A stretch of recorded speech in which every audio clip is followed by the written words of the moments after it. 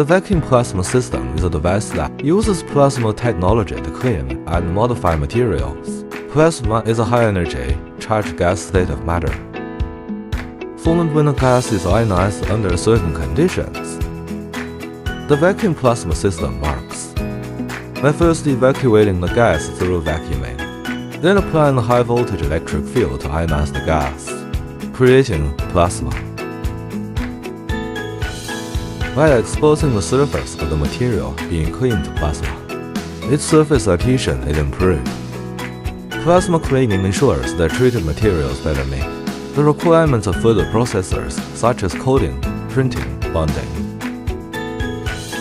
Next, let's briefly demonstrate the working process of the vacuum plasma system. Place the material inside.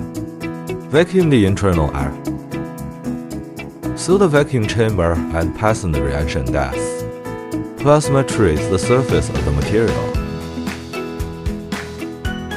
Release the pressure of the chamber to remove the material.